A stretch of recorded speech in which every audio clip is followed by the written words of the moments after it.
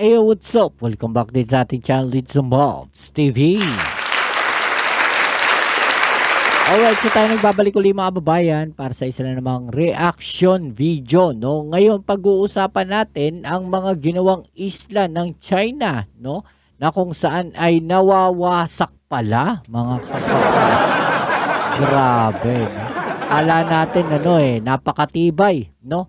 Netong ginawa na to ng China, pero may lumalabas na balita na nasisira rin pala to.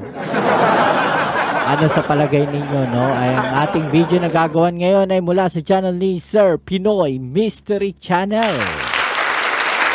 Alright, sa mga hindi pa po nakasubscribe sa kanyang channel, nandiyan po sa baba yung link. At kung kayo ay bago pa lang po dito sa ating channel, please don't forget to subscribe. At pakilike naman po ang ating video. Shoutout sa lahat ng mga patuloy na nakasuporta dito sa ating channel, sa mga subscribers natin dyan, sa mga bago natin subscribers, maraming salamat po. Shoutout sa inyo.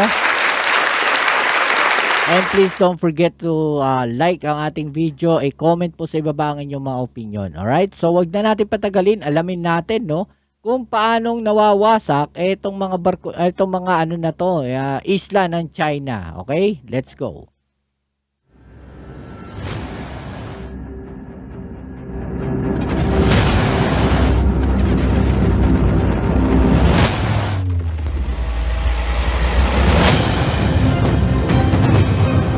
Grabe, no? Yung akala natin pagkatibay-tibay, pinagmamalaki ng China, mga nawawasak pala, no? Man-made island ng China. Mga islang itinayo sa pinag-aawayang bahagi ng South China Sea o ng West Philippine Sea. Naging mga istasyon ng militar ang ilang nagkalat na isla sa Spratly upang ipamukha sa mga karatig na bansa na ang dati nilang teritoryo ay pagmamayari na ng mga komunista. Yan yung ginagawa nila mga kababayan, no? Akala natin, no, yung sinasabi nilang mga daungan lang ng mga barkong pangisda, no? Dati nagkaroon na ng standoff dyan during panahon ni Pinoy at nagkaroon nga ng backdoor negotiation na kung saan nag-negotiate, no, etong dating Senator Trillanes, mga kababayan, no? At anong nangyari po dyan, no, sinasabi nga na yung backdoor negotiation na yon ang napagkasundoan aatras po, no, yung mga barko ng China at ng Pilipinas. Sumunod naman tayo dahil masunurin yung ating bansa. Pero naiwan yung mga barko ng China doon at nakapagpatayo pa nga sila ng mga isla. Yung sinita sabi, daungan, silungan ng mga barko. Well, okay naman, no? Pero nakita natin, kalaunan, no, naging mga base militar na po. At tuluyan na nilang inangkin. Ganun po, no, yung ginawa nilang diskarte, no, ng China na ikipag-usap. No? Kagaya nga ng sinasabi natin, iba yung kanilang sinasabi, no, doon sa kanilang ginagawa. Di ba? Tagat pinatungan ng mga buhangin, ginawang instalasyon ng hukbong sandatahan. Siguradong magugulat ka sa malalaman mo na ang mga gusaling militar na mga inchik ay unti-unting nawawalan ng silbi. Mayroong mga naniniwala at marami din namang naghihinala. Ang tanong, totoo ba?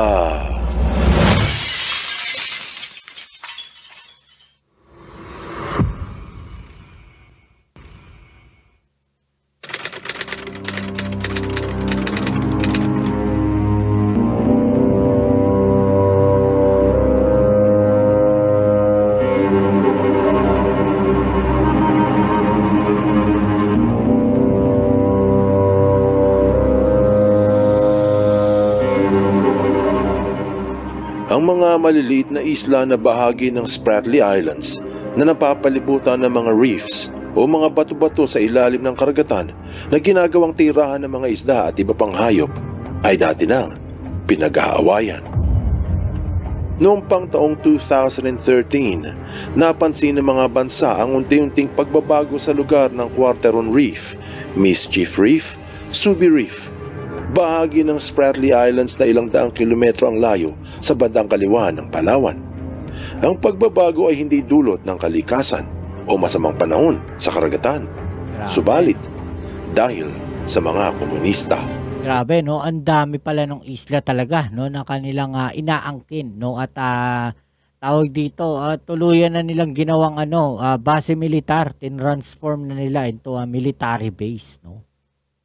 Pagsapit pa lang ng taong 2000, nakikita na ang mga sasakyang pandagat ng China malapit lang sa tabi ng Second Thomas Shoal, ang mababang lugar kung saan nakasadsad ang BRP Sierra Madre.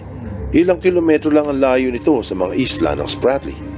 Siyempre, hindi naman pinagdudahan ng mga karatig na bansa ang mga tila naligaw na fishing vessel ng mga komunista. Hindi ba mababait naman ang mga Asyano, lalo ng Pilipinas sa mga katabing bansa? So ito nga yung sinasabi natin. Ang ginamit nila rito yung parang naka-camouflage, no, na mga barko.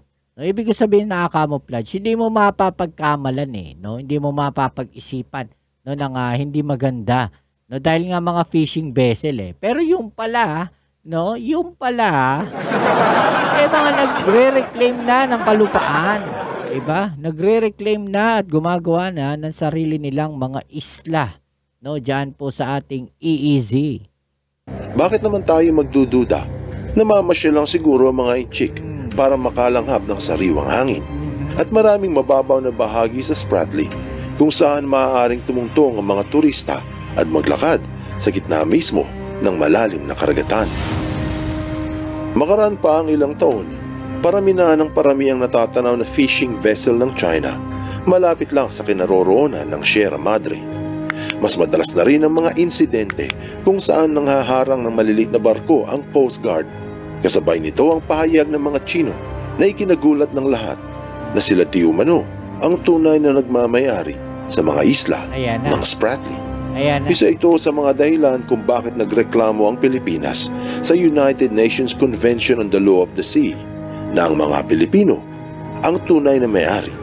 Subalit habang naghihintay ang dalawang panig, pero medyo huli na, no? Naka-establish na doon yung mga isla, 'di ba, yung mga military base nila. Pero dapat ang ginawa natin diyan, no?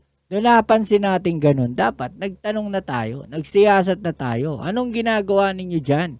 No, bakit tila baga may nagbabago doon sa mga isla na 'yan? Tila baga lumalaki na, no? Dapat noon pa lang, no, sinita na natin 'yan. Diba? Pero kasi hindi rin natin masisisi, no, dahil ang Vietnam, no, naggaganon din sila, gumagawa rin sila ng mga military bases nila, nagre-reclaim din sila ng mga isla. No, hindi naman natin nasita 'yon. So parang nagbulag-bulaga na lang din siguro, no, o sadyang hindi pinansin, no, ng ating gobyerno dahil nga natatakot sila dahil malakas, no, ang China sa paningin nila. Sa ruling ng arbitration sa kung sino talaga ang may-ari, hindi huminto ang China sa kanilang pagtapo ng buhangin at lupa sa mga reefs upang gawing mga isla. Tama. Paglipas ng ilang taon, aksidenteng nakuhanan ng satellite ang ginagawa ng mga inchik sa loob ng Philippine Economic Zone. Sa una, marami ang hindi naniniwala na magtatayo ng instalasyon pang sandatahang dagat ang People's Liberation Army sa teritoryo ng Pilipinas. Dahil nga naman naghihintay pa ng hatol mula sa UNCLOS ang dalawang bansa at mapagkakatiwalaan naman daw na susunod sa international law ang mga komunista. Yun na nga, yung sinasabi natin, di ba? Kagaya ng sinasabi natin, pinapaliwanag natin na yung ginagawa ng China na yan, na wala silang pakialam sa reklamo ng Pilipinas dahil nga matagal magdesisyon ang UNCLOS. No? Kagaya niyan, tapos na yung mga isla pero wala pa rin desisyon ata yung UNCLOS. 'Di ba? Tungkol diyan sa mga isla na yan. Anong gagawin diyan? No? Kasi kung talagang illegal yan, dapat nag-utos ang UNCLOS na gibain niyo yan. No? Hindi po pwede yan. Bawal yan. Illegal yan. Sirain niyo yung mga instalasyon na yan. Pero walang nangyari. 'Di ba? Kahit pa sabihin natin inaward sa atin yan ng arbitral ruling. No? Yung EEZ na yan, para sa Pilipinas yan. Pero walang naging ruling na dapat sirain ng China yan. No? Kung meron man, paki-comment down dyan sa ibaba. No? Baka hindi ko lang din alam. No? I-comment down nyo sa ibaba. Alright? Dito sila nagkamali. Kung natatandaan, taong 2015, sumagot si Xi Jinping sa mga tanong hinggil sa mga isla. ang sabi sa Wall Street Journal na hindi gagawing base militar ang mga isla sa Spratly. Sinungaling. Payag na pinaniwalaan ng maraming Pilipino, lalo na ng mga kaalyado ng Partido Komunista. Marami ang naniniwala na kapag sinabi ng mga inchik, itaga mo ito sa bato. Yun na nga, di ba? Sabi nila wala daw. Pero meron pala. Meron. Ay, nako, China. Bakit nga naman magsisinungaling ang isang politiko, lalo ng pinakapinuno ng Partido Komunista? Kaya naging kampante ang mga bansa sa Asia na walang magaganap na militarization sa Spratly. Nangyari na nga. Sa sumunod na mga taon, kahit na pumanig ang arbitration na Pilipinas ang tunay na may-ari, huli na ang lahat. Dahil sa pananaw ng mga komunista, sila ang tunay na may-ari mula pa noong katapusan ng ikalawang digmaang pandaigdig. Diba? Sinasabi natin, huli na ang lahat. No? Late na. Yung naging reaction natin. Diba? At hindi na ito maaring mabago. Mula noon, ilang beses hinabol ng Chinese Coast Guard ang mga Pilipinong mangingisda at hinaharang din ang mga nagre-resupply sa Ayungin Shoal. Taong 2020 hanggang 2022, nagusbungan ng bigla ang mga gusaling pangmilitar sa mga reefs ng Mischief, sa Fiery Cross, sa Subi at marami pang iba. Malinaw na puwersa ang inagaw na ng mga komunista ang mga isla ng lupang hinirang.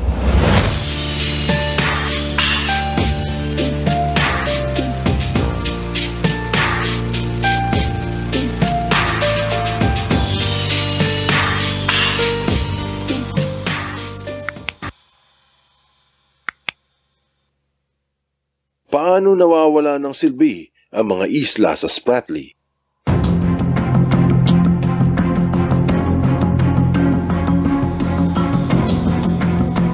Bago matapos ang taong 2022, nakikita na ang tunay na ginawa ng mga Chino sa buong Spratly.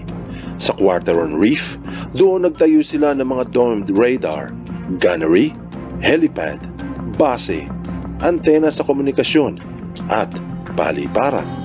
Disenyo pang depensa sa mga low-flying threats. Makikita natin, no, may mga armas pa, yung mga tower nila, di ba? Sa Fiery Cross Reef, mayroon doong isang malaking paliparan, hangar ng eroplano, dome towers, dikit-dikit na garahe, at tila maliit na ospital kung saan may nakapintang Red Cross sa harap, na matandi ng mga nakaparadang truck at eroplanong panghanap ng mga submarine. Grabe. Sa Mischief Reef, meron ding isang napakalaking paliparan, isang hangar ng mga eroplano, mga gusali, dome towers, at makikita doon nakaparada ang dalawang Ubay-class fast attack missile crafts. Tapos sa Hughes Reef, makikita ang isang malaking tore ng radar, maliit na kalsada, isang gusali sa gitna, landingan ng helicopters. Sa Gavin Reef, isa sa pinakamaliit na isla, mayroong gun platforms, daungan sa gilid at ilang dome towers. Ilan lamang ang mga ito sa madaliang itinayo ng mga Chino sa mga isla ng Pilipinas. Patunay na hindi aalis ang mga komunista sa ating teritoryo. Baga, nag-squat na sila dyan. May mga bahay na sila dyan, no? May military base na sila dyan. Paano pa sila aalis, di ba? Sa makatuwid, ang nasaksihan ay mga instalasyong pang-militar. Pruweba na naghahanda ang mga ito sa kung anuman ang magaganap. Kung ikukumpara sa mga bansang Asyano, walang karibal ang mga komunista sa lakas pandagat. Siguradong mabubulabog ang iyong pagkatao kung sasabihin sa iyo na unti-unting nawawala ng silbi ang mga isla ng Inchik. Bakit kamo? May mga ulat na ang madali ang pagtabo ng lupa at buhangin at durog na corals sa mga isla ay may masamang resulta. Hindi gaano napatag ng maayos ang lupa sa ilalim ng pundasyon at madali itong gumalaw dahil sa malambot ang nakapaligid. Kahit konkreto ang nasa ibabaw, ang ilalim ay nasa tubig. Pero hindi ang paglubog ang tunay na problema ng mga ginawang isla. Ang haharapin ng mga Inchik ay structural integrity. Isa na Sa yan. madaling salita, sa loob lamang ng ilang taon, hihina ang mga pinatayo. Kapag ang ilalim ay gumagalaw, nabibiyak ang konkreto at nagiging delikado. Bukod dyan, kilala ang mga inchik pagdating sa paggawa ng mga konkretong gusali. Ayon sa Newsmax, ang mga gusaling ginawa ng China sa ibang bansa ay madaling masira. Ganon din ang sabi sa Tesfa News ng Africa na ang hindi magandang paggawa sa kalsada ng Addis Ababa ng mga inchik ay madaling nasisira. Ayon sa ulat, makaraan lamang ang ilang taon, maraming aksidente ang nararanasan sa mga proyekto. Sa Wall Street Journal, binanggit ang problema sa mga konkretong haligi ng dam sa Ecuador na ginawa ng mga inchik. Ito ang pinakamalaking proyekto sa bansa. Pero ayon sa ulat, maraming ipinatayong gusali sa ilalim ng Belt and Road Initiative ng mga komunista ang madaling nasisira. Tapos ang ulat ng Frontiers na may mga 10 typhoon ang nagdadaan sa South China Sea kada taon. Mantsakin mo ang mahinang klase ng paggawa ng mga inchik sa kanilang mga isla na may malambot na pundasyon sa ilalim. Tapos 10 bagyo ang raragasa kada taon. Tiyak na bago pa magkagera sa WPS kung magkakaroon, mawawala ng silbi ang mga itinayong isla sa Spratly. Isa pa yung mga kababayan, no, salt water kasi yun nandun.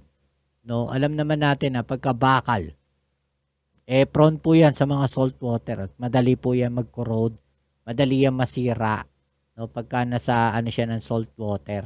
Diba? Yung hangin po niyan, no, na nandyan sa area na yan, maalat po yan. No? So, posibleng makasira po yan doon sa mga structural, no, ng mga building na nandun. Hindi lang mga structural, mga sasakyan.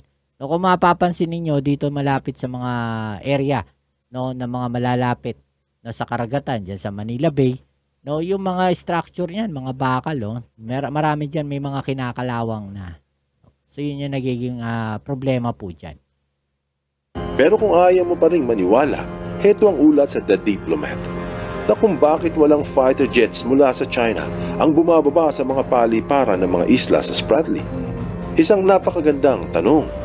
Dahil tapos na ang construction pero walang pumaparadang mga panlabang jets. Ayon din sa ulat, taong 2020 nung nagpadala ng jets ang mga komunista sa Spratly Islands. 8 oras ang biyahe pero hindi pumarada o kahit man lang nagpakarga ng gasolina. Bakit kaya? Madali lang sagot. Dahil sa maaaring mahina talaga ang pagkakagawa sa mga isla at hindi ito tugma para sa pangangailangan ng mga fighter jets ng PLA. Kaya kahit na matagal nang tapos ang mga isla, hindi ito magawang base militar para sa mga kasundaluhan.